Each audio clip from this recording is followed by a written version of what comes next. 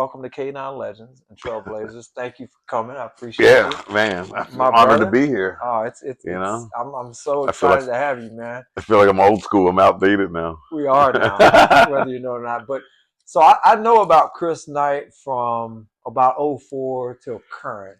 I want you to tell me Yeah. about Kris Knight before the Marine Corps, Oh wow. Okay. from Cincinnati, from growing up in Cincinnati. Yeah. Camp Dennison.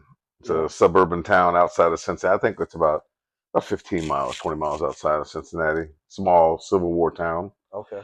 Um, Basically, I lived there since I was 11 months old. My parents got divorced. They were young. They were teenagers, Oh wow. and got divorced when I was 11 months old. So my mother, being young, moved back in with her parents, my grandparents. Right. Man, long story short, I never left that house from that point on. I You know, remember. I remember having that conversation with yeah, you about she. your grandparents. It was me. I have an older sister. She's 2 years older than me, and so my mother, my sister, and I moved back in with my grandparents, her parents. And then I want to say around 1977, when I was 5 years old, she met who my current stepfather is Oh, today, okay. and they moved from Camp Dennison, where I was at, to a town called Blue Ash. Okay. And Blue Ash is, we're talking 12, 15 minutes away from like house to house, Yeah. where they went. My sister Oh, went with my nice. mother. Rural. Yeah. Yeah, it's nice though. It's all suburban, where I grew up. I mean, you could walk out of the house with a rifle, I shotgun. I mean, remember it your was, dirt bike stories oh from yeah, way back in the yeah, day. yeah, yeah. You could ride on. We had a few acres. I could ride in my yard. We could ride on the road. There was really no issues Yeah. until maybe I got into my young teenage years, and then they were like kind of cracking down on staying off the roads. But Right. man, as a kid, well, if I had to choose 100 for 100, I'm going back and doing Going the back. same exact childhood. So yeah, man, I saw my mother regularly.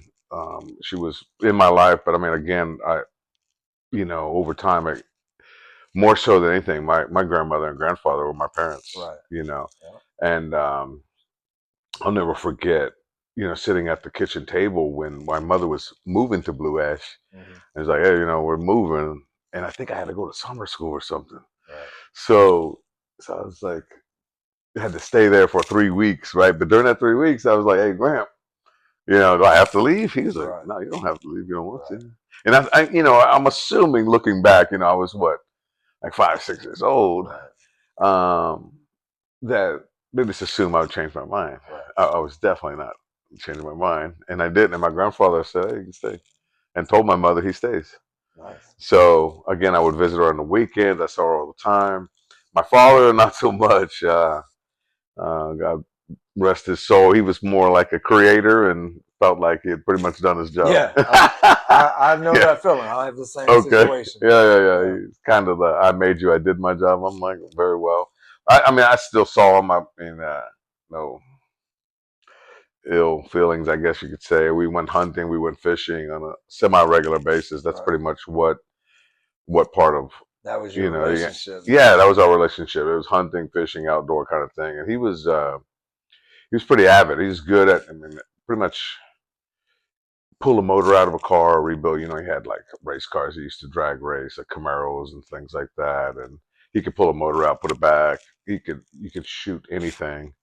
Um, Well, I mean, like I don't remember him ever missing anything. When we used to Right. go groundhog hunting, he would use a 22 250 and shoot groundhogs running at 400 yards away, and cigarette hanging out of his mouth, and probably already had 6 beers. So You know, yeah, you were meant to have a gun in your yeah, area. yeah. I grew up with guns. I'd say Yeah. by the time I was 12, I owned 12 firearms, and Wow. and we're not talking, Daisy BB guns. I Right. had real Right. firearms, Legit. and Yeah. it was normal. I mean, I would never let my kids do it, but it was normal for that time. So what like drove you to go from that pretty fun rural life to the Marine Corps? Well, again, I was really, really outdoorsy growing up, and I would, 11, 12 years old, I might just dip out of the house and pack a couple of guns in a sleeping bag. Right. And I remember I had this like little tent that you could set up in 5 minutes, and I would just dip out and hang out in the woods for two or Right. 3 days and take Right. some food from home, and Right. wouldn't tell anyone I went. And Oh, you know, nice. I was wild like that, and they just dealt with it. You know, like, oh, he's still alive. Let him be, I guess. Yeah. Different time though. Right? Yeah, it was totally a different time. It's a No one's different messing time. with you, nor was I to be messed with Yeah, anyway. 70s and 80s definitely a different time. I mean, how many missing children never got reported? Yeah. So yeah, Yeah, unfortunately. yeah. So, coming up through the years, I was never really into school, and no one pushed me. It was my grandparents. They had their own thing going on, and they're tired from raising their own 4 children. Yeah. My mother being one of them. And next thing you know, I'm graduating high school, and I had 27 football scholarships, but I just was not. I can't say not interested, but I had good hindsight. Like, man, my legs aren't quite big enough, and I was a late developer. Like, I'm going into high school, 5'6", 105 pounds. Right. I mean, I didn't even have to shave until I was 22 years old. Right. So I really did not become a larger man and exceed 200 pounds in a sense until I never got above 200 pounds until I was 23 years old. But I really started growing at like 19, 20, and then I was at that point, maybe I could have played, but it was a little too late. I had gone to college to become a forest ranger. Thought that was a good idea until I saw how much they paid and the fact that I wasn't very good at school anyway. So February of 1992 comes along. I get the phone call. I'm getting ready to go on a 3-week wilderness survival course. And I'd already gone on one. Right. No problem. I was going to go on a 3-week advanced course. And the day I went to the classroom, I get a call. Well, my grandfather or someone in the family had called the school because we were way out and about at this classroom before you hit the woods. Yeah. And I heard the car rolling up in the gravel. And I kind of looked out the window and I was like, oh, it's like the campus police. Right. I was like, man, my grandfather told me, be ready for a phone call because my grandmother was, suffering from cancer. Yeah. So I was like, man, that's for me. And I started packing my stuff up. Right. The teacher's looking at me like, what's going on? Yeah, I said, the police are here for me, but it's not bad. Like, I didn't do anything wrong, but they have to explain it to you. He's like, okay. So I got up with my bag and I walked to the door and he was opening the door and I said, are you looking for Kris Knight? And he's like, yeah, I have some news for you. I said, you can tell the teacher. I said, I understand. I just walked away. Right. Man, next thing I know, I wake up, I'm like looking up at the sky. I passed out, like walking to my car, So we had a staging area for our car, and I just was like, man, like devastated because it was like my mother. Yeah. So anyway, I got my stuff together, got in the car, went back to the house, and my buddy was Scott Morgan was my roommate. We had a house together, and I said, hey man, I'm out, I'm leaving. Right. My grandmother passed. I'm packing up. I'm done with school. This is not working out for me anyway. Right. Packed up, went home, and I went back one time to pay off my final tuition. And at that point, man, from February '92 to like October '94, I was wild. I was wild, running around. I had a good time. I don't regret any of it, but one day I just sat up and, like I said, October '94, and I said, man, this is kind of a waste of time. My buddy Sean Bear he had talked to me like maybe 4 or 5 days before that at a party, and said, hey, I'm joining the Marine Corps. And I was like, yeah, well, man, that's right. Marine Corps. He's like, no, I'm serious, man. My sister's dating a recruiter, and da da da. And I'm like, yeah, no, you definitely are not joining the Marine Corps. You make me look like a saint. So he's like, I'm serious, man. I said, okay.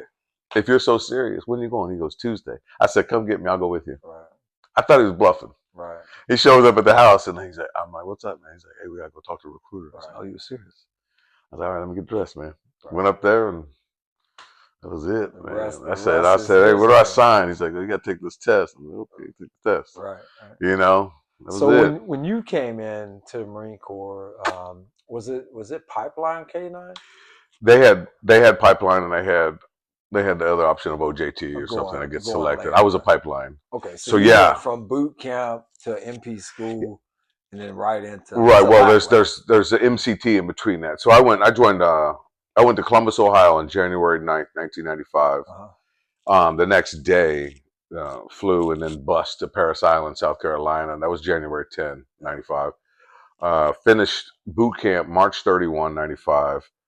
And then the day I turned 23 was April 18th of 95. And I was at North Carolina for Marine Corps combat training. They call it Okay. MCT. It's MCT. in Okay. like Jacksonville. Yeah, I got you. So a month there. Still I have no clue. At this point, I have no clue that there's dogs in the military. I don't know anything about the military. Right. I lost a bet and joined. Right, Okay, I right. followed through with what I said I was going to do. Yeah, right. But I was set on that if I'm going to join, I'm only joining the Marine Corps. Right. And thankfully, I passed and everything was good with me. And my physical test, I was good to go. Yeah. So I go home.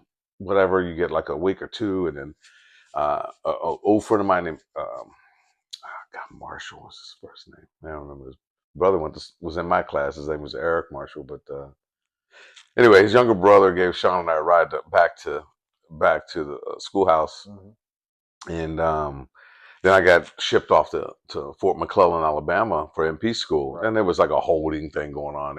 We had to wait for class, so I got recruiter's assistance. Right. Went home for a month, came back like 2 days later, 3 days later, I jumped in class. Right. Now, at this point, it was just God's will because I just happened to be sitting at the right spot a couple months, 2 months, 3 months after I'd been there. Right.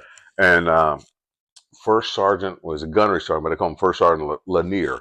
Well, he was a tough dude. He checked me one time and cured me for life on something. So anyway, that's another story. So I hear that, hey, anybody want to be canine? Be here, blah blah blah, at this time in your PT gear. And I'm like, what's that? You want to be canine? Like some dogs, man? What are you talking about?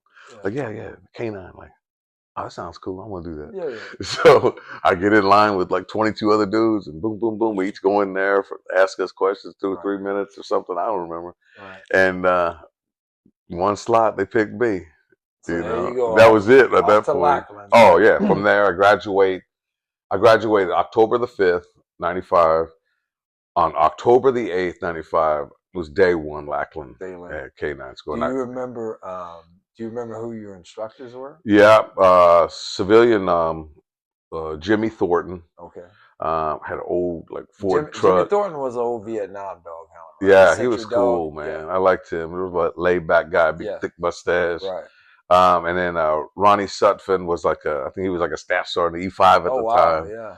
Yeah, he was a real nice guy. And actually, Rusty Smith, a Marine staff sergeant, he wasn't. I don't know what his deal was. I didn't see him that much, but he was one of the instructors. I don't know. Yeah, I remember he always had this green stretchy band because he had some shoulder problem. Every time I saw him, he's always pulling on his band. Physical therapy. Yeah, he's like doing it at work or something. It was cool. I remember I had a crazy dog named Bruno. He was a Dutch Shepherd, and every time one of the little blue trucks would go by from Blackland, he wanted to go after it. And he was a big, strong dog. And then one time they were like, just let him go. And he chewed the bumper and everything else. They're like, all right, don't do that again. Don't do that, yeah. I was like, kind of obvious what he was going to do. But, no doubt, right? Yeah. And then at that time, that was patrol and detection were concurrent, right? Meaning... Yeah, it wasn't the same dog. I know that much. Right. I remember getting another dog named Arthur, and that's the first time that I saw a dog with titanium teeth. And he was a Shep. No, I heard about this dog. Yeah, I'm like Arthur. He had 4 titanium teeth. He was cool. I swear he liked to smile on purpose or something, but he was just single purpose detection anyway. But yeah, I actually have some picture with him somewhere because it was cold. I remember all bundled up in my camis, and he's sitting next to me. So you get done with that, right? And December 20th, I graduate. Block 2, graduate, and you go to fleet. Yeah, I was, first of all, let me backtrack for a second. There was a Captain Romano when I went on recruiter assistance. Before we had joined at all, Sean was only dead set on becoming reserve. Oh. Okay. I was like, well, whatever, man. That's what we'll do. Yeah. So he saw me. He's like, hey, come here. Come to my office. He's like, what are we doing? Why are you wasting your time? I was like, what do you mean? Yeah. He's like, if you're going to do this. Because you two need to get away from all this stuff. Right. And I was like, this dude is right. Yeah. Yeah, he's right. I was like, he's like, this is what we're going to do. If you join active duty, I owe you. If you get him to join active duty, I owe you 2 things. Oh. I was like, okay, cool. I'll make that happen. Right. So I did. Right. Well, Gunny Lanier said nobody goes on recruiter assistance. I was like, man, I got to get out of here. I can't wait 2 months to start school. This is crazy. Right. Hey, he's like, done.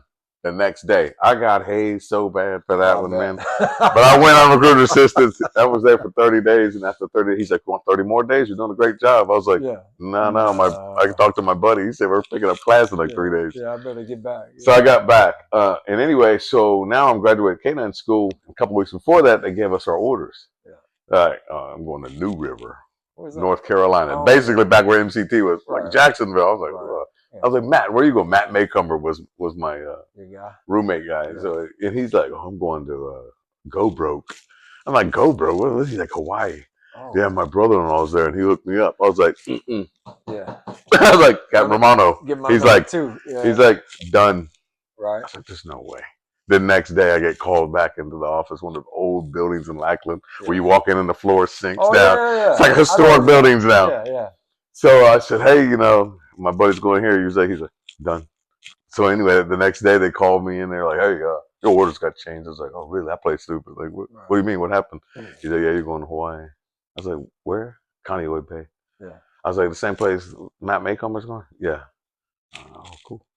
Nice. So January 5th, 1995 or 1996, I can't remember his first name, but a guy named Smith, Corporal Smith, picked me up from the airport.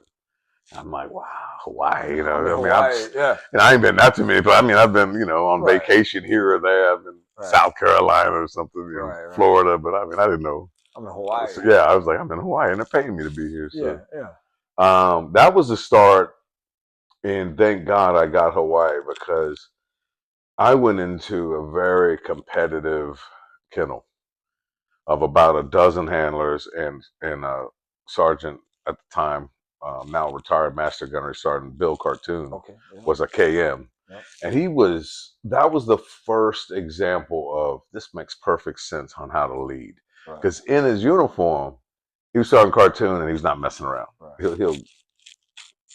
He's gonna down to business. He gonna hold you accountable. Right. As soon as he took the uniform off, he was Bill. Right. I didn't necessarily call him Bill, but I mean, he was cool like that. And we'd go out and drink together, party together. But hey, when the uniform's on, it's business. So I was like, I'm gonna make me like this for the rest of my career. Old school. Yeah. I'm, like later he'd say, I'm gunning in uniform. I'm call me whatever you want in my regular clothes. Right. I don't care. Don't call me. Right. But it worked for me. So. So there I went from Lance Corporal to Sergeant. I was fast tracking and doing well. And I mean, I loved the game of K9 and we trained really hard. I mean, it was the opposite of the second kennel I went to. We would go out and do like 3 and 4 different types of training areas a day.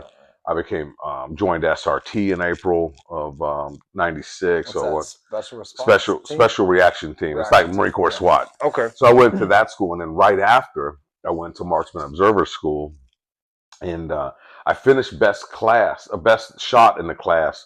But another guy in the Army beat me by one question on the written test, so he got like the honor grad or top grad. I don't remember, but I was happy to graduate because I remember we started off with 25 and only 11 graduated. So I was like, well, I made it. And then Gunny Contreras, Bill Cartoon was certainly someone I'd say I looked up to. Like he was like, this guy really knows what he's talking about. He's really good with the dogs. And he spoke and paid attention and don't mess with him because he'll hold you accountable. Right. Now Gunny Contreras was the SRT commander. Mm-hmm. Wow, man, this guy is like the definition of Marine. He could run a 300 PFT anytime he wanted to. He could probably do it running backwards. Right. He was just a PT stud and just an all-around model Marine. Like, wow, if he says jump, don't ask how high, just keep jumping. Just jump. Yeah, that's who he was. I mean, I thought the guy never slept. He was like a cyborg or something.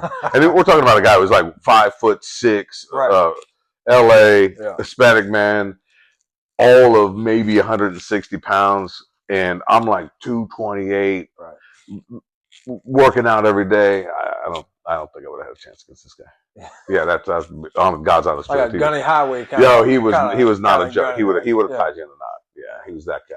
But really cool, man. Like one of those guys I wish I'd kept in touch with better, but I've been horrible about that my entire life. So yeah, man, the foundation that I started off with in K9 was immaculate. Keith Krim and Matt Maycomber, Andy Chumler, And, you know, just other guys that were just cool to hang It's a with and lot of cool to good train with. influences. Yeah. Yeah, yeah. And like I Sure. said, we were competitive, man. Whether it be Right. in the gym, who can bench more, Right. you know, whose dog is better and whose dog does a cleaner standoff or whatever the case So is. most definitely there's a, understood by everybody. There's a Marine Corps brotherhood, but also there's a Yeah, Canine brotherhood. sure. That's Oh yeah, well, you know, we definitely have the law, the rule of what happens in canine stays in canine, right. you know, and we stuck to it. I mean, there was a Connex box at the kennels, and if you had to go to it, you went to it. And, Took care of you know, I went business. to it twice, and Yeah. thankfully, both times we didn't have to go to blows, but Right. talked us out. You know, we talked each other down and got So over so it. this is first base. This is like first base Yeah, as a young Marine, a dog hound, but what a foundation I learning got, from man. a legend within himself, cartoon. Yeah, I was Air Force, but I know who that yeah, is. yeah. I know who that name He was resonates great, all great. over K9. Um, so that that what a great foundation. So what in that? So from there you went to DTS, or No, no, you no, went to another base. no, no. I when it came time to reenlist, it was like October '98. Again, I'm a sergeant, and they asked me, you have to put down a wish list. I said, do I get to stay in Canine? They're like, yes, if you reenlist, you get to stay in Canine. Yeah, I was like, okay. So I put down Albany, Georgia as my number one, that's right. Albany, Georgia as my number two, That's and right. Albany, Georgia as my number three. So you got Albany, Georgia. So yeah, the one he goes, you can't do that. I said, you told me three choices. Those are my three choices. Right. He goes, all right, I'll call you in a few days. I came Right. back. He's like, yeah, you got Albany, Georgia. That's right. So now it was the opposite. They were there. The guys were happy to sit in the office and play hearts on the computer Right. and do a whole lot of nothing. You do a few demos here and there. Right. I that did not sit well with me. I mean, I probably wasn't there a month where I was like, yeah, get up. I'll just go train by myself. Right. And I had gotten a brand new dog from Lackland. Oh, okay. Um, I got there, was checked in March 15th, 99. And I went to Soup's course in June of '99. The day I came back, like the day or two after that, my dog arrived. Okay. So I saw him actually before he even got shipped. They let me go check him out. I'm like, oh, this is Oh, dog while going you were home. doing Suits course. Yeah, yeah. So a few days before I left, I went and saw him, met him. Right. I'm like, dog's name was Danja, dual purpose narcotic, but he wasn't trained in patrol yet. It was one of those things where like we got to ship him It out. was a workout. He was trained in narcotics, and I ended Y'all up gonna training him finish it. literally by myself. Right. For the most part in patrol. And that's when at that point, with the foundation I had and the fact that I had no help at this location for the most part, Yeah. I I kind of developed my own orthodox style. I would play the handler, the decoy, back and forth, and it just worked for me. Right. You know, and then I would, hey, come out here and put the sleeve on and see if what I did Thank works. God for a back tie, right? Yeah. But he was a cool dog too. He loved me. So, and his favorite toy was a garden hose. That I found out on accident because he didn't really like other toys. But yeah, so I stayed there for 3 years and 9 months. Went from handler to chief trainer to KM, and that's when I didn't really like the KM position because it takes you off leash. Yeah. So, and that was very short, and I was still messing around with the dogs anyway when they had issues. But Bill Childress called me one day. I just happened to be sitting at my desk. Phone rang. Sergeant Knight, blah blah blah. Hey, Master Guns Childress at the time. Master Bill was Gun. program manager. Yeah, he Master Guns at the time. Pentagon. Oh, at the Pentagon. Yeah. Right? So this is pre-Bill. This is Master Guns Bill. Right. Hey, I see you're coming up on reenlistment. Would you like to go to DTS? I was like, absolutely. Yeah. He's like, is that a yes? I'm like, yes, sir. Yeah. He's like, you'll have orders in 20 minutes. For dog training school. Yeah. I was like, are you kidding me?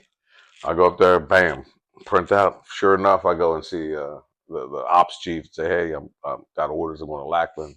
Okay, cool, whatever. Right? A few months later, there I am, and day one at Lackland was January 6, 2003. Okay. Sergeant Parker was the Sergeant First Class Parker, chief, Army, I guess. Army guy, right? Yeah. He was a nice guy. Yep. So I remember I got on a team with a guy named Holmes. He was staff sergeant in the Army. Holmes. Yeah. Was that what CJ? CJ. Yeah, real nice. He was cool. I liked him. Army staff sergeant. Another guy. The Army. And then a guy named Stitt. He was Air Force guy. Stitt. Yeah, Stitt. Yeah. I remember he always talked about Alaska and stuff like that. And I remember he bought 100 acres for $100,000, and I thought that was crazy. Yeah. Yeah, I was the one that was crazy. Yeah. What a bargain! $1,000 an acre. Oh my Right. goodness, man! So you get to 100 acres. DTS, right? Dog Yeah, Training Squadron, and what happens there is this is a location where we take dogs from overseas or whatever vendor, but yeah. Usually overseas back primarily then. Yeah, overseas. primarily. When we take them green to gold, basically, Right, right? right. They know a little bit enough to pass the test to get bought, and then we're training them to be an operational team to be sent to the field. I got issued 3 dogs. So you're working a trailer, right, with a Right. team. Yep. Yeah. I got them at the end. They issued me 3 dogs right away. It was like the perfect time when they were just picking up. Yeah. So I got issued 3 dogs. All 3 made it. And ironically, I was only there for 2 weeks. And wow, what was this guy's name? He was Navy. I want to say his last name started with a G. Anyway, he was like the trainer on the team. Yeah. And he's like, "Hey man, come with me." I've been there 2 weeks, so he goes, "Come with me." And I'm like, "What are you doing?" He's like, "I'll tell you when we get there." So we go into Sergeant Parker's office, and his name was Gonzo. Gonzo. Okay. Yeah, Gonzo. Yeah. And he goes, "Hey, Sergeant Parker, this Sergeant Knight. I was telling you about him." He's like, "Yeah, yeah." He's like, "I want to relieve myself of the trainer and give to him." He goes, "I don't know how this guy knows so much, but he knows far more than I ever will." And it makes no sense that I'm telling him what to do because he's literally like doing circles around us. Right. And he's correcting us left and right. I wouldn't do that. This is going to do that. This is going to do this. Is going to lead to that. Right. And they're like, "Oh, boot. How would you know?" Yeah, I'm like, "I've already had 7 years though, where a lot of people only had 4 years, and some people went pipeline straight into that." Right. And I had a great foundation. Right. Then I had to go and do a lot of things on my own because I had a kennel that really didn't want to play. Right. So it kind of worked out well for me to go to DTS. And like anyone, I showed up like, "Oh, I was the lead. I'm gonna learn some stuff." But it took me 2 weeks, and I'm like, "What? Get out of the way." Yeah, you're great. You're good. You're good. I'm gonna pay attention to you. And that's the thing about that the 341st DTS, right? I would say even the worst trainer there is probably okay as a trainer in the field, right? Right. But some people stand out, and that's what I remember most about you. I showed up to DTS also in 2003, probably a few months after you. Okay. You said January? Yeah, January. Yeah, January 6th, day one. I showed up around April, and I never forget going out to the pit for the first time. And I'm watching you decoy dog, and then I'm watching you eat a couple people up about the way they're decoying dogs. So I was like, all right, I'm going to pay attention to this guy. He seems to know what he's talking about. Yeah. So that was my first experience with you. So DTS, the focus of DTS is primarily train the dogs from green to gold, get them up, get them certified, push them out to the field. Yep. And then at some point, when you're really good at DTS, or at least that's the way it was back then, they want you to go instruct. Yeah, it happened to me, unfortunately. Yeah. I say unfortunately because I was very resistant. I went 7 for 7 when that first year. I had the 3, and then the next trailer I got 4 dogs issued to me. And ironically, they say that no one handpicks dogs. Right. That's not true because I watched 2 Air Force guys come in from wherever and watch me for a few days while I was going through the validation or certification. Yeah. And I remember they made it like on a Thursday and a Friday, whatever. Come Monday, I'm gonna go just say hi to my dogs. Right. None of them were there. They're gone. Everyone else's dogs were there. Air Force took them. I was like, wow, you guys smart.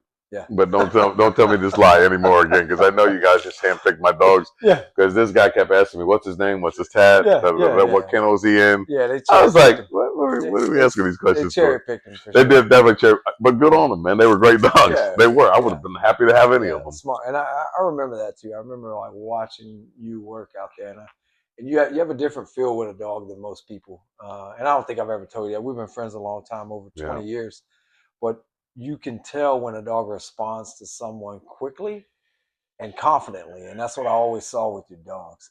So it was a good fit for you, and most of us, we didn't want to go from training dogs to training students. I didn't. Reluctantly, I didn't. I felt like, I didn't realize it in a sense. Like what you're saying, I appreciate it because it took me many, many years to realize, like, maybe God did just touch me a little bit. Like, there's something about these dogs are drawn to me. After a few weeks with me, they realize, like, this guy's a little hard, but he's fair. Right. And when we figure out how to make him happy, our life is so good. Oh, yeah. you know. Yeah. And it's like I always said about you. You always had. I said, man, this dude got like the softest hands when he's like a musician, you know, like the guy leading the orchestra. Like, your hands, I always remember like your hands being so smooth. I was like, I'm all check here, fool. You know what I mean? Everybody has their. Yeah, they got the thing. They got the thing, right? Yeah. Like some people are really phenomenal on patrol, some are really good detectives, some are really good in both. But transition that over to students, right? And trying to understand how you take somebody on this train dog, right? Because that's how it was when I don't know what the makeup is now. But we had class dogs. Right? Yeah, they had class dogs. Yeah, we had the. There was a time when we got some green dogs and we were allowed to train them and keep them on our team. We did that too. So what? I would say for that, like being an instructor and influence people now, right? Yeah, 29 consecutive classes. And DOD being all branches, right? Right. All branches, and in that time frame, Kris, you know, Iraq, Afghanistan, everything's heavy. Yeah. So what we're doing is real. Sure, absolutely. But to me, it was always real. Like I always wanted to be the best. I always tried hard. I was so passionate. And I realized, and I had an early appreciation. Like, yeah, these dogs, man, like saved me. They gave me a purpose. The school was not it. You know what I mean? But this, I mean, I live, eat, sleep. I shower thinking about these dogs all the time. You know, it's just that's all I do. If I'm awake, I'm thinking about dogs and how I can. What did I do earlier that I could improve tomorrow? Right. You know, what happened? Why did he do this? And why did he break? And why that? And, and that's a good trait, right? Because you know, I had a conversation with Orlando Nunez, and we were Block 1 instructors at the same time. And he always says it: when you stop learning, you got to get out. Yeah. And to this day, it's like being. It's like if you no longer fear riding a motorcycle, then you better get off. Yeah, you should get off. You're gonna stop now. You're gonna crash it down. Yeah, and I've had 14, 15 bikes, and my firstborn daughter said, you know, this is enough. So obviously, you know, instructing, you get a different kind of thing, different kind of relationship, right? I learned to love it. Right. Within about 3 months, I learned to love it. Right. Because you can see learning takes place, and that's the difference. Well, I saw the appreciation of the student for what they're learning. They were like, I could see that, you know, whether I gave a class or when I was talking, whether it been in the field, they were really focused. And when I was in the background and someone else was talking, they were kind of like not paying attention. I'm like, okay, so there's something I'm capturing them. Yeah. And the fact that I'm influencing them to do it the right way, and like in my opinion, this is not so bad. Yeah. You know, they're kind of looking up to me and I'm like, I'm okay with this, you know. Yeah. And that's so true, man. You know, I didn't want to go instructing, but and we'll get over to that one in a minute. But that opportunity came up for specialized search dog for me. Oh, okay. And being the only Air Force guy there, it really opened up a lot of different things for me. And we can talk about that later. But I want to talk about, you know, from you being an instructor, you know, MWD school is pretty just. It hasn't changed much in 30, 40 years. No, there's no. I mean, there was no sense in reinventing the wheel. Right. I mean, you adjust to TTPs. Right. But other than that, and just thinking about fundamentals. Thinking about it like out loud is that, you know, really from the time we started in MWD to the time that we're in now, the only thing that's really changed in detection and you know is that we've changed the focus to the focus response. That's about it. Yeah, right? You know what? And even I changed to it and then got away from it. But the fundamentals are still the same as far as imprinting a dog, taking a dog through initial odor, taking them through progression of different areas. It hasn't changed. And I bring that up because a lot of time I watch, you know, if you remember, I spent about 3 or 4 years contracting with a couple different companies and overseas as well. And I watch contractors still to this day try to reinvent the wheel on detection. And I'm like, what are we doing? It's like it's snake oil, right? Yeah. If you look at the DOD program, you look at the Homeland Security programs, you look at the British programs, they haven't changed. No. Even Israeli programs, they haven't changed. What works. What it works. You know, people get confused, or at least whether that be the right word to choose. They get off kind of out in left field. Yeah. It's a simple-minded animal that has really unique capabilities. Right. But you got to focus on the first aspect. Right. He's simple. Oh, he's simple. Right. You know, maybe that's what made me successful. I'm like, he's simple, all right? Yeah. And look, and I always had this theory, like, hey, you have choice. You got 2 choices. You have A or you wish you had chose A. Right. That's it, man. You can try B, but you're not gonna get paid for it. You're not gonna get any love. I'm gonna use that. I like that a lot. You got two choices: A, or you wish you had chose A. So you go from that, right? And I remember this vividly, man, because again, this was a time the Israeli stuff started coming up, right? And they were looking for folks, and late 05. And so originally they wanted a Marine, an Army, and an Air Force. So I originally got selected to go. Yeah. And then all of a sudden, hey, we're just going to send Marines. Yeah. All right, cool. But you're going to go to SSD, our version here. Yeah. So right at the same time frame. Yeah, I remember that vividly. I remember you and Kris Willingham. Well, technically, it was supposed to be Brent Richardson. Yes, I remember. But he had put in for OCS as well. Right. And got selected for both. Right. And he chose OCS. OCS. Well, good for him. He ended up doing 30 years and retired lieutenant colonel, so it's not a waste. Yeah, yeah. But I needed a hot fill. And Rich Langley was like, hey, this guy went to OCS, man. We need someone to replace him. Do you have anyone? I said, man, I think I got one guy. Yeah. That's it. He's like, oh, who's that? I said, Kris Willingham, man. Yeah. Call him up. I said, I'll call him up right now. I called him up. I said, hey, man, what's up? I'm Hayward Ridge. Yeah. Let me call my wife. Yeah. I said, he said you can let him know tomorrow. Like 10 minutes later. And just like that, Kris and I were starting the SSD program at Lackland, and then Kris was gone. Yeah. Because that phone call. So I know. Now you know. Which was I would say a huge loss to us, but also a gain. Yeah, because Kris is always giving back. Wow, yeah, man. Yeah, like he's certainly so walk a walking me through hero, that, right? Like you guys are U.S. Marines. You're going over to the Israeli Defense Force. Yeah, and you're learning something brand new with a dog that you haven't experienced before, and that course was pretty long too. Right? It was 9 months. It was 9 months. Yeah, 9 months.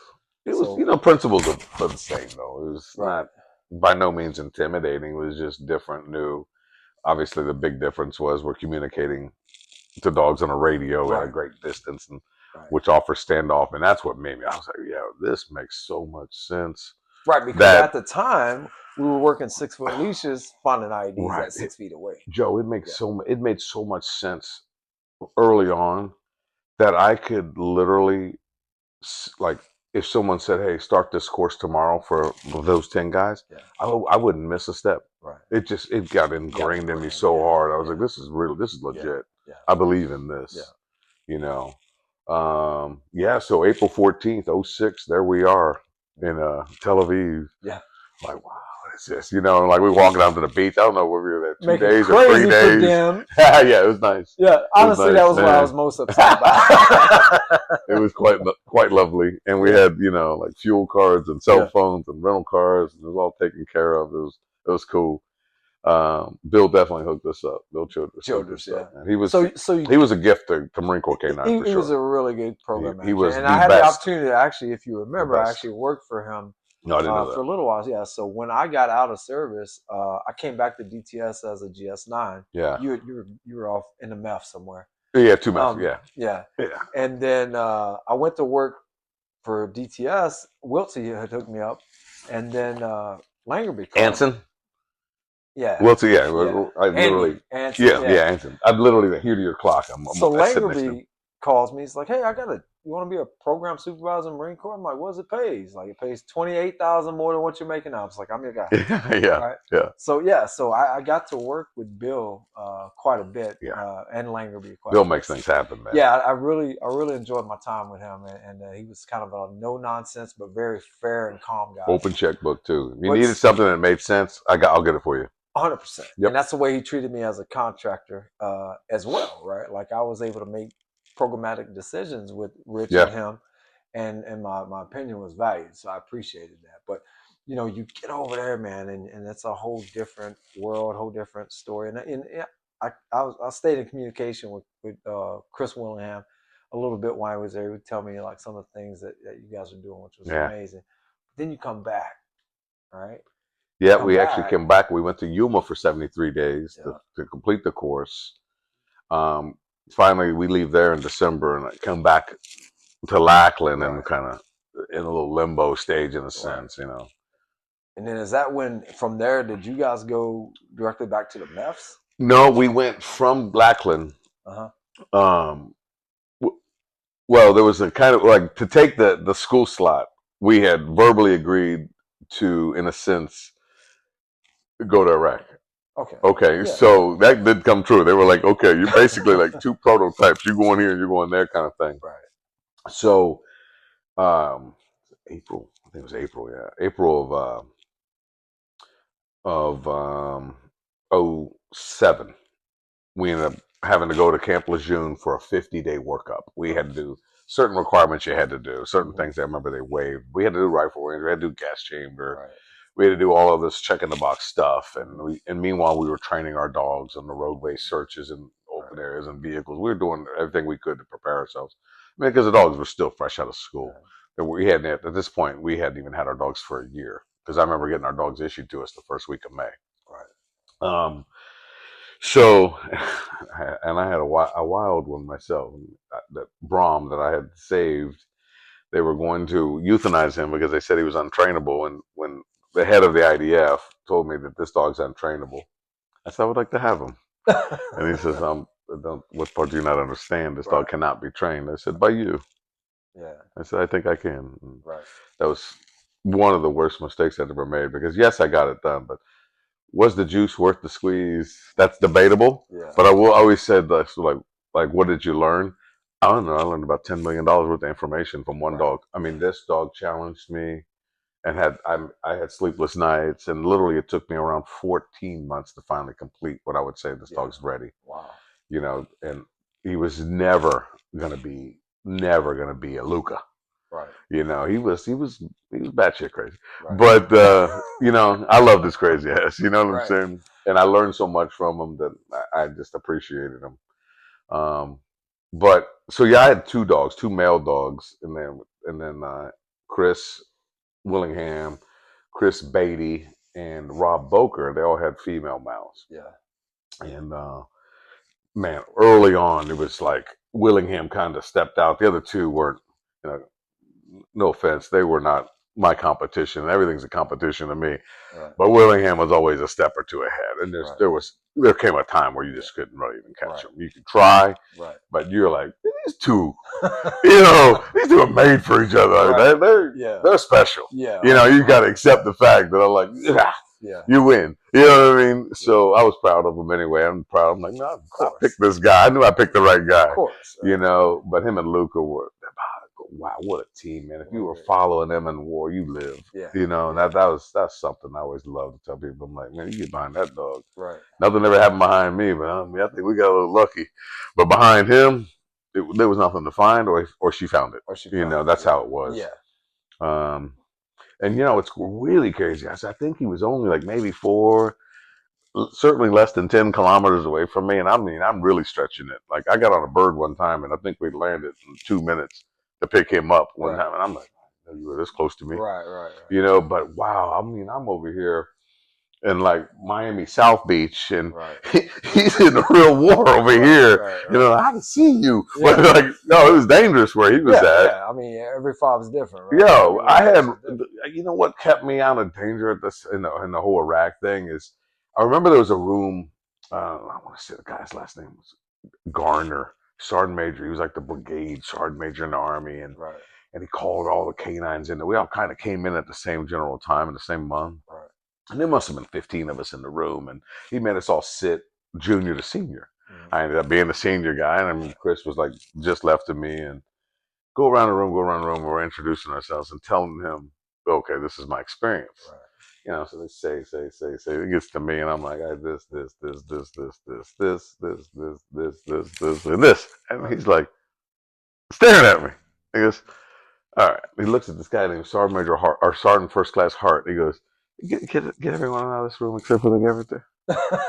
And he goes, come here, son. Oh. Yes, Sergeant Major. He's like, who the fuck you think I am? You think you can just sit here and tell me you did all this stuff? Like, you just spit out 30 years worth of stuff. You think I'm gonna buy that? I was like, I left some things on. He's like, okay, fill in the blanks.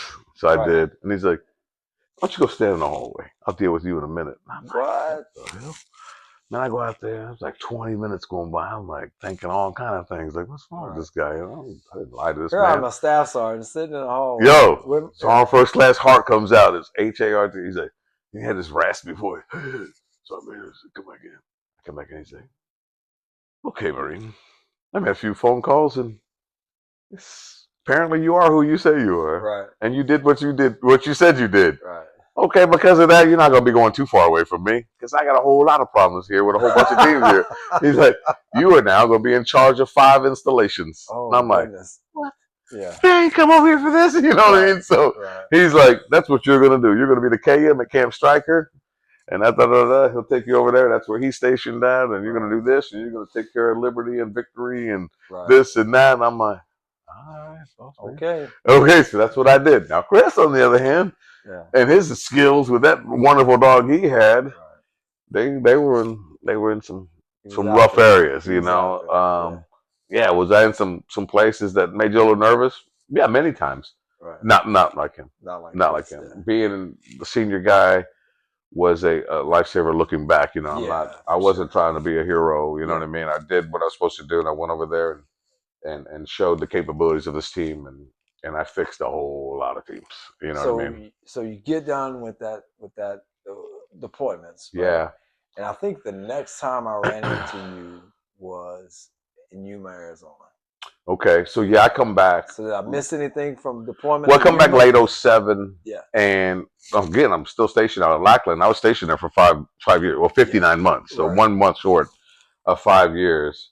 Now I had met who was going to be my wife, you know, in Israel. Now, at this time, right before I moved to Camp Lejeune, I flew her in. And we traveled together, and I check in the Camp Lejeune. It's like December of 07, yeah. And you still a staff sergeant at this point? Or yeah, I'm staff sergeant. I didn't make gunny until after I got to Yuma Proving Ground. Yes, you know. So now I'm chief trainer of a 60 dog kennel. Okay, there's one guy over me. His name was Smith, Tony Smith. He was a gunnery sergeant. He was cool, nice guy. Very admin-like. He let me do the outdoor thing. He did that, and it worked out great. And then his replacement had come off the drill field. His name was oh my god, crazy! I just went blank. It'll come to me. Gunnigan. So gunnery sergeant again. I know who that is. He was a little long time. I had to kind of took me about 6 months to get him to chill. You know, but at the same time, he was very, very involved. Kind of like, what's going on here? What's going on? Who needs to be strangled? You know what I mean? And so I was able to prove to him pretty much overnight, like, who is this guy, man? Take a leash from many dogs and makes it happen. He says he's going to do it. This is going to happen. And he takes the damn dog, and that's what happened. I got nothing to say to this guy. Who am I going to tell this guy, you know? So we had an agreement, like everything outdoors, I got it. Everything indoors, admin, anything I don't like, you got that done. And it worked out great. Going back real quick to Tony Smith, he's like, hey, you're the chief trainer. I said, hey, listen, there's 12 teams that are CTD, combat tracking dogs. I said, I mean, I can make sense of it all, but I have not been formally educated. How am I going to lead them? He's like, that's a good point. I went to freaking in Indiana, man, under what's his name? Lick Lighter. Yeah. Man, you know, the guy had a used cars, you know, reputation, but the school was legit. Yeah. I figured it out, like, oh, okay, this all makes sense, and I got it. I don't need any more help from here. I know how to expand from this point, and I remember our requirement was like 300 meters in an hour set time or something. I ended up making it 3 miles, you know, with 3 hour set time. I think it was 3 and 3. I did a 3 and 3. So the purpose of a combat tracker dog, just so I make sure I get it right, and is that post blast track? Usually, let's say you're in a convoy, and then a couple guys way over here on a motorcycle or over on this hillside fire an RPG at you, and we saw where you were. Okay. And now, you know, QRF, quick reaction force, you know, maybe they tried to get you and they couldn't. Perfect example of one of the guys I trained, J.J. Burns, and his dog named Jay. So QRF had tried to react and do what they needed to do to fight these guys that kept doing this. and they had failed 3 or 4 times. Like, we went out here, man, we lost him, whatever. So finally, they get JJ to join him. JJ was old grumpy Lance Corporal, right? He's like 33 years old, and joined the military for whatever reason. So he, they get him one day, and they go out there, and they're like, "Hey, man, this is the poo site, point of origin, right?" Right. And he's like, "All right, get out of the way, and no one's messed with it or anything." No, man, it's always happening like right here. We take this route all the time. Right. He's like, "Fine, boom." Dog picks up the track, takes off, and they're like maybe half mile in, and the dog just stops. And now there is no termination in KK's tracking, all right? Like, if your dog is tired and he's about to like have a stroke, we're gonna take a break. Right. Let me know when he can breathe again. We're gonna pick it up from right here. But we're not terminating anything, Right? Because that's not realistic to me. Right. There's no quitting. Right. So they knew this. So he goes out. He's like, "Hey, man, the track ends right here." He's like, "Oh, you lost it? This is where we lost it too." The Army's giving him hell, right? And he's like, "I didn't say that, man. I'm telling you, they didn't go beyond this point because the dog would not have stopped." Right. And they're like, whatever. So they end up getting a couple engineers out there, wandering the ground. And they did get something. Yeah. And so they ended up bringing some, he said they had some sort of graphite poles, and they were sticking them in the ground, and they hit wood. Yeah.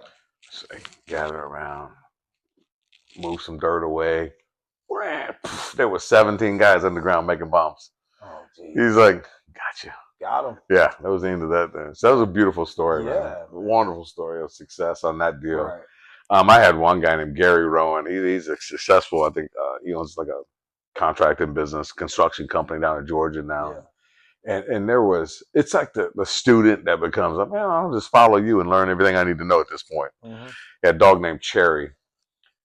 Before they deployed, there were 6 guys I had to prepare. I prepared 9, but I said, "Hey, the first 6 go. If you want to go, you're going to be in the top 6. And I constantly changed the order every week and showed Gunny again on his dry erase board. "Hey, this guy's number 1, 2, 3. Gary, Rowan, and Cherry were number 1, and they locked it down. No one could beat them. All right. So Gary Rowan, I said, "Hey, man, I want you to take this formula I created. All right.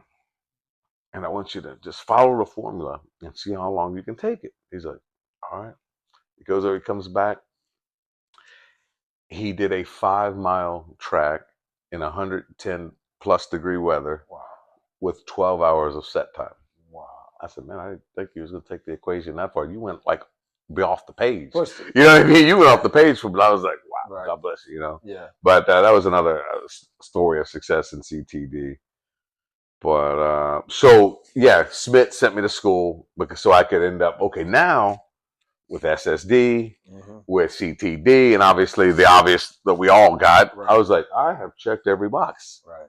I now at this point I need to become a subject matter expert in every area, right. and I honestly I feel like I did as much as I could possibly become, and I was successful at training teams to exceed the expectations and exceed the standards, and proud of it.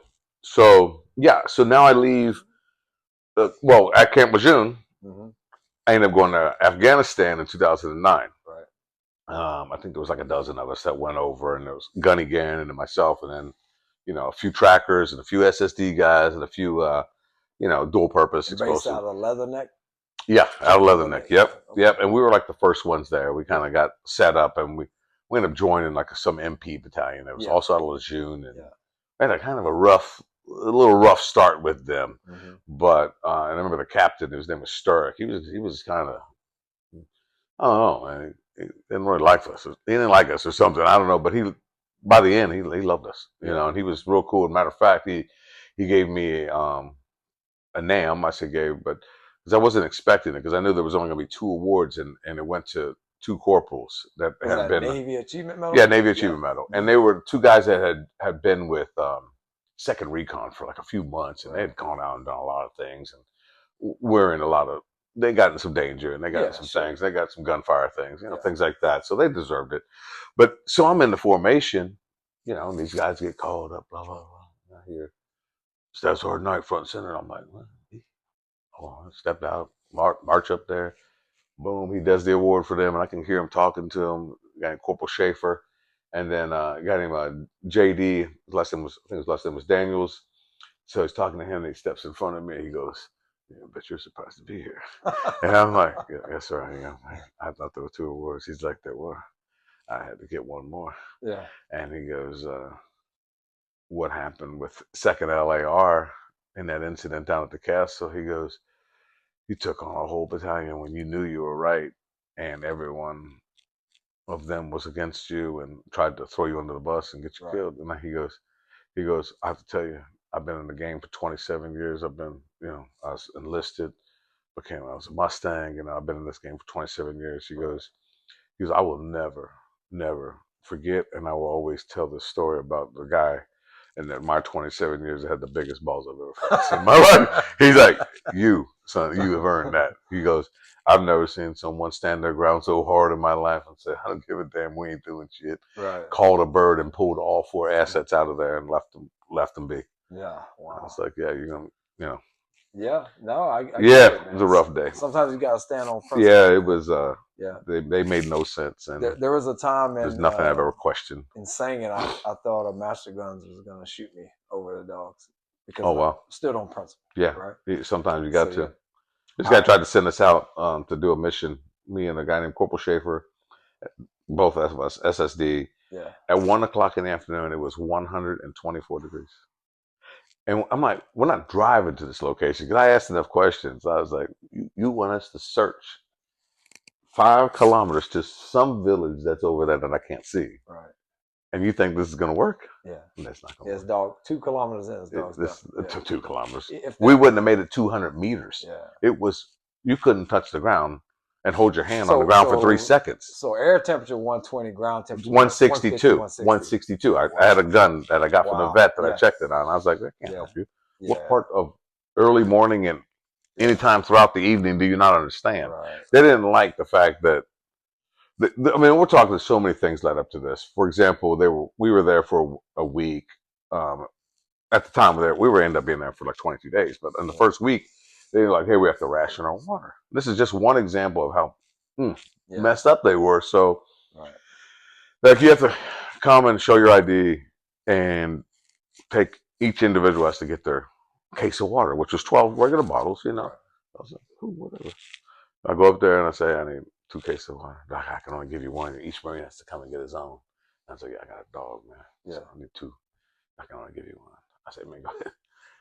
Wait, Lance Corporal, go get somebody to make sense of this for me. Right. It comes back, some guy, he comes, what's going on? I said, I need 2 cases of water. He said, I can only give you 1. We explained this in the meeting. You were in the meeting. I said, yeah, I understand. My dog had a harness on, lifting them up. I said, this Marine needs his own dog. Right. He's like, Roger, here, give him 2. Okay.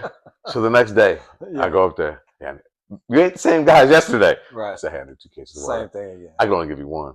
Yeah. I said, yeah, I dealt with this yesterday. I got a dog, man. 1 for me, 1 for the dog. I'm not authorized to do that.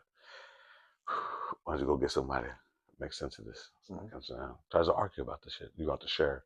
Right. I was like, yeah, okay. So I only get half my water? I said, man, give me 2 cases of water, bro. Yeah. I said, I'm not walking away without 2 cases of water. Yeah. I said, I'm not sharing my dog water. Right. It was not happening. I said 12 bottles ain't really enough for where we are and sitting out in the sun. Right. Fine. Like, yeah, I know it's fine. Like, at this point, I got an attitude. Right. Get the water. Boom. 3rd day, different dude. I say, man, I need 2 cases of water. Here we go. I'm going to give you 1. Man, at this point, I snapped. Yeah. I'm like, yeah. I qualified for drill instructor on that day. I was like, somebody got to get this shit together. Right. I said, how the hell can this unit be so big that you guys cannot figure out that the dog that I'm getting a case of water and so is this Marine, know? Right. And then at this point now, this first sergeant comes up and he's like, you don't have to really lose your fucking mind and shit. Lose my fucking mind? Right. I said, clearly I do, and it's still not gonna work. I bet you I come back tomorrow, I'm gonna have to say the same thing because you people can't get your shit together. Right. Right. He's like, you know what? You should go talk to the XO. Yeah.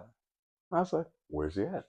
Right. He's down in the C square down there. I'm like, cool. I started walking about 50 yards. I was like, this dude set me up. Yeah. This don't sound right. Like, wait a minute, the hairs on my neck are, I'm like, something ain't right. I'm about to step on a landmine. Yeah. So yeah. So I was like, you know what? I went over and I said, Whitty, Staff Sergeant Whitmore. I said, come with me, man. I said, let's get something really clear. I said, I'm gonna go down here and talk to this guy. I might have my career on the line, I said, because I'm about to lose it, man. I said, I'm done with this unit, man, because there was so many things that led up to this.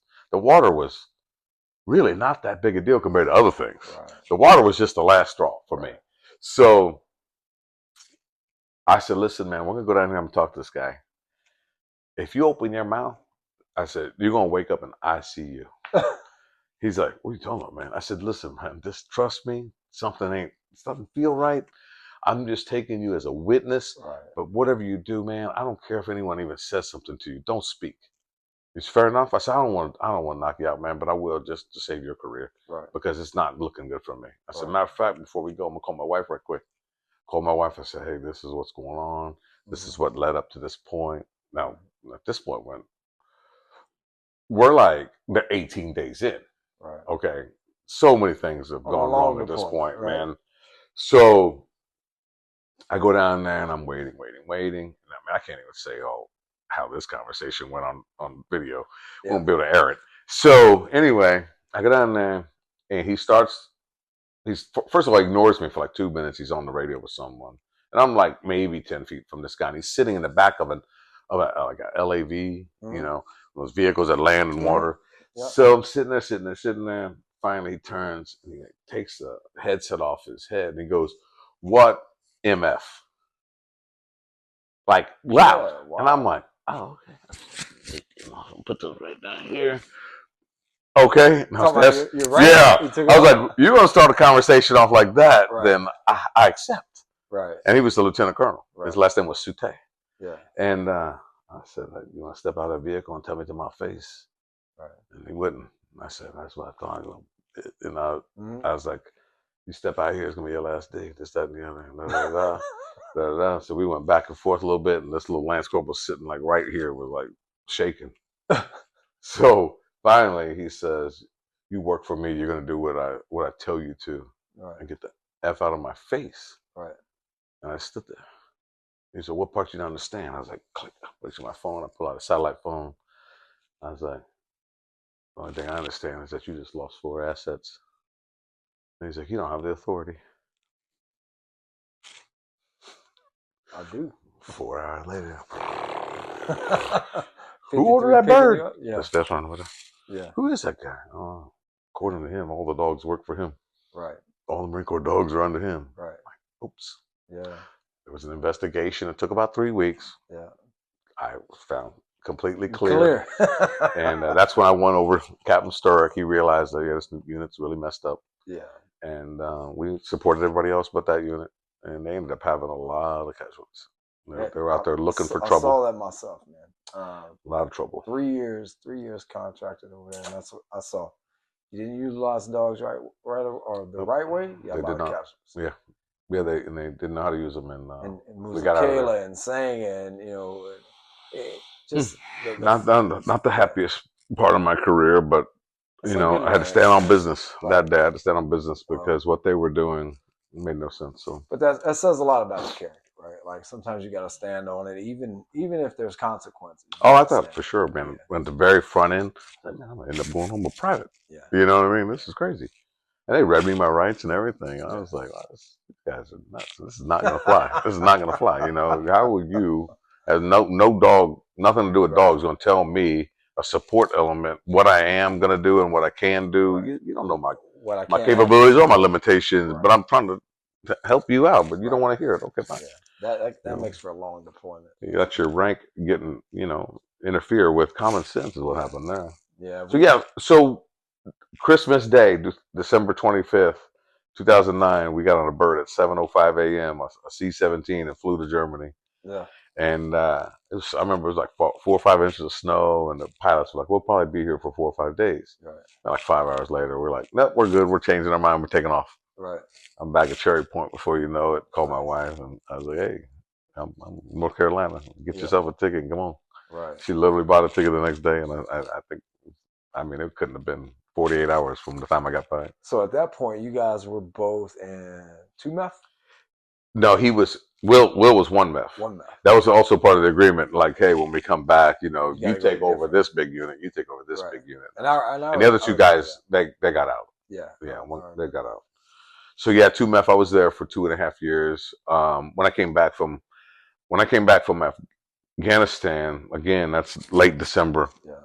'09, and I knew that I had orders to Yuma Proving Grounds. Right. All right. So they kind of told me like, hey man, we appreciate everything you've done. Just kind of chill, you know, chill. Come to work, do what you want, Right. and take care of business and get yourself ready to go out there. And in May of '09, I ended up going out. Before that, I ended up So rescuing a Rottweiler I trained and for a lady in Atlanta. I ended up saving her life and her friend's life like 23 months later. really? Yeah. So that was a cool story. That's wild. April So 17th. so when you went out to Yuma, it wasn't necessarily for combat tracker. It was deployment readiness, if I Oh, remember. when I went to Yuma, I knew I was going to be the course chief. I was For replacing Greg Massey. and it was a readiness, wasn't it? Well, they called it Pre-deployment. pre-deployment, and Yeah. then not long after that, when we ended up falling under Fort Leonard Wood, Yeah. my XO Brandon Bowe, like we just started sitting down. He's like, throwing out names. Let's just put our own. Let's make it something for funding. It all came down to funding. Why we had to change the name. Right. So we ended up coming up with IASC, Inter Service Advanced Skills Canine Course, Right. so we could get funding. So you include all branches, you get more money. Right. Right. Exactly. Yeah, makes sense. So yeah, this is June 2010. June 2010. Yeah. Yep. So how many years did you spend out there at Yuma? 3 years. Well, 3 years exactly at that course, and then another 17 months at Yuma Air Station to retire. Okay. Yeah. Yeah. It was supposed to be my twilight tour, and I was supposed to stay there for 4.5 years. But the monitor had, even though he was the one who agreed to that, ended up changing his mind and gave me orders to Okinawa, Japan. Oh yeah. But I was, my wife had a year left in school. She wanted to, have a child, and I was like, I'm retiring at 20 we don't want years. to do that in Japan. Yeah. Right. I was like, that's the wrong point in my career. Nothing against Okinawa, it's just not the right time. So I think 2010 or 11 is when I ran into you in Yuma. Yeah. And you had some combat trackers out there at the moment. I was contracted with a different company, K2. Okay, I remember. It was K2 at that point. Yeah, so I remember that. So so you get done with the Marine Corps, phenomenal career, with a lot of trials and tribulations, as I remember too. I remember when you made staff sergeant. It was such a big moment. Yeah. Yeah. Never supposed to happen. Huge moment because it was never supposed to happen. Yeah. And I remember in the pit. It was October 1st of 2005. Yeah, I remember. I was there. I don't know the date. Yeah, but I remember how much that meant to you, man. And I knew, I said the military is going to get another good pump out of it. I had done everything to eliminate any impossible excuse that they had not to promote me. Right. I had done it all. At this point, I went ahead and got my associates. I got my bachelor's. I was the color guard sergeant. Right. I'd volunteered to be the demo guy for a year, and the Air Force was ranking me 1 out of 14 from the whole time I was there. Right. So I was like, what else do you want from me? Right. And rightfully so, man. They made the right decision. Thank God, man. So you get to Yuma, you're there a little while, get promoted gunny. Yep. You do a lot of good stuff out there, and I heard from. It was funny to me because I known you a long time. We did some pretty fun, amazing bike trips together. We won't talk about those on this, but I knew what kind of character you had. I think that's the first time we really spent some time together. But I remember he is so funny. Maybe I'll put that in the book. But, but what a great career. Remember us racing and being on 2 wheels. I remember that one too. Tim always like, don't do that again. Don't do that again. But we so you get down there, right? You retire with a great career. How long before you retired that you ended up at Lackland? No, I had applied in August of 14, and I actually got my DD 214 on December 22nd of 2014. Now I knew on December 12th, so 10 days before I actually got my walking papers. Yeah. I had already gotten hired. Yeah, I had the job. So I was like blessed, like, oh my God, there's no lull. Yeah, there's no broke time. I'm going to be able to go from one position and go right into another job. Thank God. you know, and people like Brian Thayer and J.J. Wilson, you know, they all kind of helped me do Took the care of it, resume. And Rutenberry gave me his example. Like, right. hey, man, I remember, well, you did this and I did this, and Yeah, you just did this at different times. Yeah, it's yeah, changed a year here. right, So it right. was nice, man. I had a lot, you know, the networking of friends And that's a good word, right? So networking, yeah. right? Like Oh my God, it's huge in this it's a field. small K9 is a small brotherhood. Sure. Marine Corps is a huge brotherhood, but inside that K9 Corps, when you look at all branches, it's a pretty small Oh, it's brotherhood in small. When I comparison. joined, I remember being number 116 of K9. Like there was Right, only 116 of right, us right. when I graduated. And It ended that up going all the way up to I think like 400 right, at one point in the height of the war. But height of that's the war, counting you know, IDDs and counting all that. IDDs Right. and SSDs and everything. Yeah.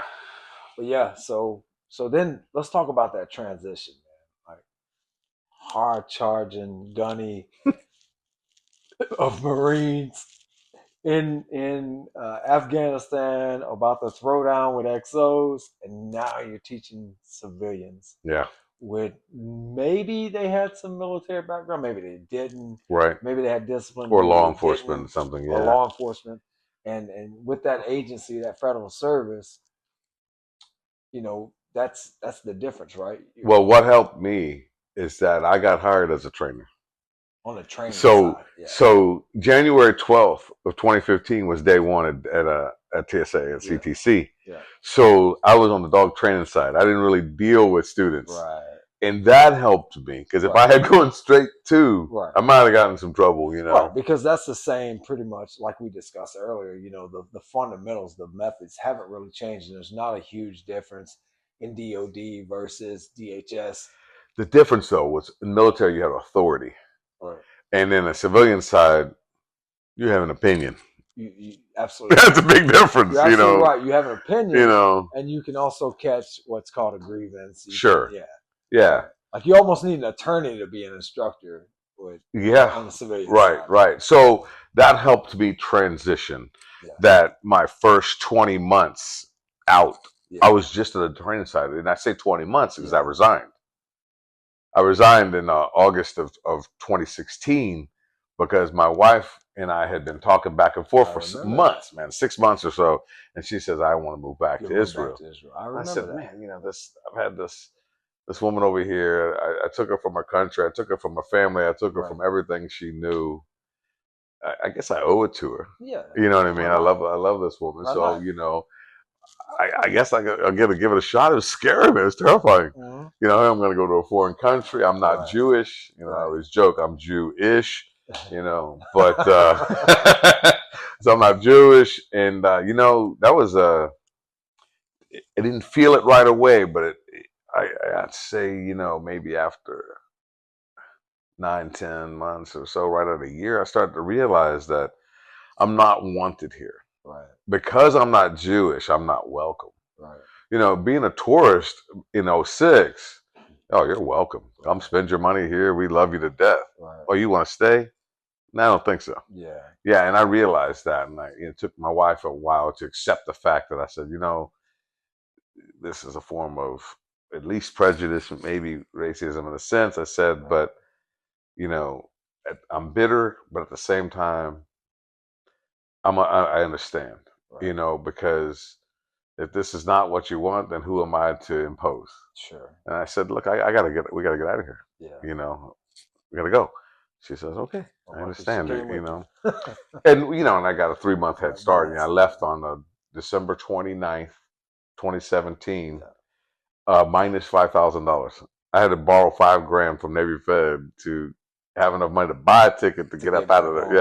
Yeah. Because I had left her like I had like I think like 16,000 shekels, and Yeah. then obviously I had my retirement and my disability coming in. Right. Right. But I remember giving her 16,000 shekels and says, "Hey, you know, there'll be more money later. Right. I'm going to go back." And I said it shouldn't take too long for my security clearance to so be cleared. Now it took 4 months. I wasn't able to start again until April 2nd. You know, but thankfully, you know, with Sandoval, my supervisor, and Kris Shelton. Good leadership. Yeah, Yeah. well, Kris Shelton really opened the doors and Well, yeah. made a Right. position And for me. that's not gonna happen for anybody. They know what Yeah, kind of trainer yeah, you it's are. They funny. know He what said, kind I of said, hey, can I get a raise? He's like, who resigns and asks for a raise? yeah. I said, yeah, but you're not guessing with me. He's like, Did you get it? Yeah, Oh, he gave it to me. well, there you go. Not surprised. He gave it to me. I was like, Not thank God, surprised, Kris Knight. So he Not hooked me up. I surprised. was like, I guess you like my answer. I said, you're not guessing. I know how to train. You know. So, but so then when I came back, Yeah. now we're in what 2018. So again, I started April 2nd, 2018, Yeah. and not long after that, it seemed like we were. Uh, Zeb came into play, Right. and then we started doing this whole three hats. Yeah. So you're a trainer, you're an instructor, and you're an And evaluator. evaluate it. Yeah. Again, I felt that resistance of like when I first went to become an instructor, I was like, that's Right. not what I asked for. Right. I just want to train dogs and be left alone. Right. But Right. Yeah, and you can't you know, always do nah, I that. I can't. mean, I get it. I understand like the need to diversify, but I also understand the need of this is what I love doing. Let me Yeah, keep doing it because right. just like you, I've been in that boat of training dogs and training students and training bioways. And for me, I love training students, but I can only do it for a couple years at a time because it turns for Yeah, but me it not turns training into all students. it turns in yeah You know what I mean? yeah Some of yeah. them just they're not deserving. Well, what You happened? know, What happened with they're not me? passionate. What happened with me was that I had too high of expectations too quickly for students, and you get that sense I have that. I when have you that impatience graduate when it a comes to group that. and then you pick up a new group and you're like, why don't you know this yet? Right. Like Right. like Well, my problem is also if I had prepared 3 or 4 dogs and you end up getting one of my dogs, and you don't train I them. was definitely a little harder on you than Yeah, you were because yeah, I was always looking out for the dog. right. Like, what's best for the dog? What's So best for the dog? you were back here when Pat Yeoman and I got pulled from the field to do the 9 month Yeah, I remember this. OQC course. Yeah, I think Law was with you Yeah, maybe. yeah. Yeah, I Jason remember was you with guys us. doing that. Yeah, and that was kind of start of a new era in I guess we'll call it personal detection, It right? was the person screening canine in a Yeah, sense. Yeah. the passenger screening canine, Yeah. and yeah, I remember you had just gotten back. You hadn't been back too long, but yeah, 9 months, like you in Israel, 9 months of this. But what I really liked about that course was that we were starting that green to go, Right. right? Right. Taking two dogs, training them, training the students how to train them. And I think we started building better dog teams. But enough about. I don't want to talk about me. I want to talk about you. Um, I just trying to relate to our timeline together. Yeah. Um, and I'll say this to you, man, as a fan of yours. To be honest, I know I've never had to like kiss your ass for anything. You've always just been upfront with me, and I've always been upfront with you. And I think that's what I appreciate most about our relationship. I can say whatever I want to say to you, Yeah. Absolutely. and we Thick we skin. yeah, and It's hard to offend me. but we always were able to pick up where we left off. Like it was like I really enjoyed our time in Alabama. Yeah. We went up there to honor Luca Right. in the Right. memorial, and it was like I just saw you yesterday. Sure. Yeah. So, and And that's what there's only so many people that yeah, I'm we 100%, and yeah, you got to be in my opinion, you got to be a man. yeah, Okay, yeah, not a yeah, male, but a man. yeah, no I'm doubt, not no nothing. doubt, I'm man. not saying any more than that. I'm just saying is you gotta be a real motherfucker. Is what I'm Yeah, yeah, yeah. saying. No, I get it, you man, and know. I appreciate that comment back, man, because most of my career I've always fought that stigmatism of you're Air Force. Well, oh yeah, I was. I Yeah. was. Right. I don't deny that, but I'll get down with anybody. We clown. We all Yeah, clown yeah, each yeah. other. But it's all And love, we're man. crayon eaters It's and all everything love. else, right? Yeah, yeah, 100%. But man, I know I know what you've done for K9 in general. I know what you've done for K9, not just here now, what you've done, but what you've done in the past and what the lives you've saved, whether you realize it or not, and the respect that you have as a K9 legend. And you're one of 10 people that I want to interview. Like I got to interview this guy because I want to tell you a story. So I appreciate you sharing it with me. I appreciate you driving through all that traffic. I'm sorry I didn't. Yeah. I, It's an honor, I really. wish Yeah. I would have It was got worth you. it. And it's gonna be I want people to know you like I know you. I know your story. Everything you've told me, with the exception of a few details, like I know you. Right. And I know what kind of character you have, and I know how you were brought up, and I know what you came from, and that's a lot to say for someone that is just such a great canine guy and a good guy in general. And still to this day, you know, I just retired September 30th. But anywhere I went in the country, I'd run into somebody. Hey, you know Kris Knight? I'm like, yeah, I know Kris Knight. Man, he's something, huh? I'm like, yeah, he's something. That's for sure. He's something, that's for sure. But I appreciate you, Yeah, man. man. Thank you for your time, Honor, my brother. brother. I Honor, love you, man. man. I Just hope. happy to be in the crowd of goodness, you know, Yeah, greatness I'm in a looking sense. forward. We're here this week for the War Dogs Association, the 25th anniversary, and our very good Wow. friend Kris Willingham, Yeah. who's leading that charge The right leader now. of leaders, right And there. like you said earlier, man, you know, when you're off in Israel and Kris is always 4 or 5 steps ahead, Yeah, moving, man. man, Yeah, they couldn't. moving. There was no competing with him, and it wasn't just as a student in a sense. He Yeah, proved it on the battlefield. yeah. He proves it as a man, as a character, the Marine. But what I mean, just Every day. oh, Yeah, yeah. man, But don't he's take yourself out of that same yeah, grouping. You know, he's hard to it, compete with. I do what I do in a different way, but right? you You do know, it your way. you You do it can't Kris find Knight anything way. wrong with this guy. You know, No, you can find a no. lot wrong with me, but Yeah, you know what I yeah, mean. yeah, yeah. He's just Kris that is guy. just that guy, man. Yeah, He's that guy. He'll yeah. end up if he wants to be Secretary of Defense, he'll be Sure, Secretary of sure. Yeah, I Defense. always thought that he's gonna end up becoming like the He's mayor. definitely going to be a mayor Right. of Tuscaloosa. Sure. You know, I wouldn't be, and if they're like, oh, he's the governor. Of course he Yeah, is. of course he Well, is. It's Kris, man. if I knew that. Yeah, You know what yeah, I mean? yeah. Yeah, No, that's no him. doubt, brother. He's a hero. I love He that is. guy, man. And so are you, man. I mean I So get are it. you. I'll take this opportunity. I'm horrible about keeping in touch. Don't be offended. Me, I never I'm get a offended. loner, man. I just like to relax Me and and you take both. care of my And family, as long as man. as long as when I see you, we pick it up. Yeah. That's all I ever care about.